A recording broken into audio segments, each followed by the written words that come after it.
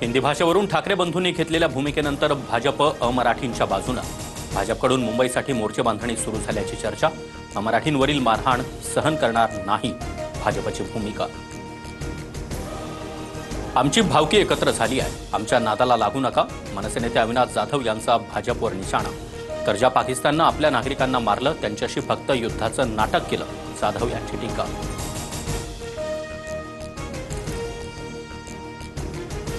ठाकरेंच्या भाषणाला रुदालीची उपमा देत देवेंद्र फडणवीसांकडून टीका।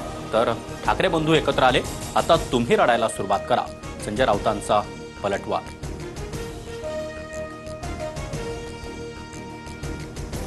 ठाकरे बंधू एकत्र येऊन शेवट मात्र शून्य असेल। जो सत्तेसाठी हापापलेला आहे तो कधीही पाठीत खंजीर खुपसू शकतो। निलेश राणेंचा ट्विट करत उद्धव ठाकरेंवर घणाघात।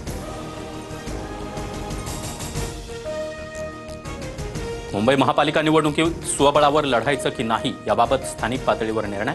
काँग्रेस प्रदेशाध्यक्ष हर्षवर्धन सपकाळ यांच्याकडून भूमिका स्पष्ट। उद्याच्या बैठकीत अंतिम निर्णय होणार। गंगापूर धरणामधून पाण्याचा विसर्ग। नाशिकच्या रामकुंड परिसरात पूरस्थिती। गोदावरी नदीपात्रात विसर्ग वाढवल्यामुळे पाणी पातळीत मोठी वाढ।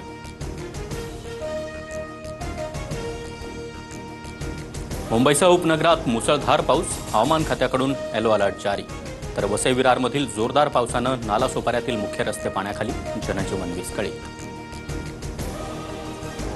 पंढरपुरात आषाढी एकादशीचा आनंदोत्सव। विठ्ठल रुक्मिणीच्या चरणी नतमस्तक होण्यासाठी भक्तांचा महासागर। मंदिराला आकर्षक सजावट।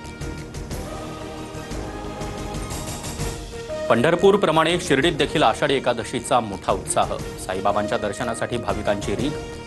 13 टन खिचडीचा महाप्रसाद। इंजिनिअरिंगमध्ये नापास झाल्यानं पुण्यातील तरुणाचा आत्महत्येचा प्रयत्न। राजाराम पुलावरून नदीपात्रात उडी मारत अग्निशमक दलाच्या जवानांनी वाचवले तरुणाचे प्राण।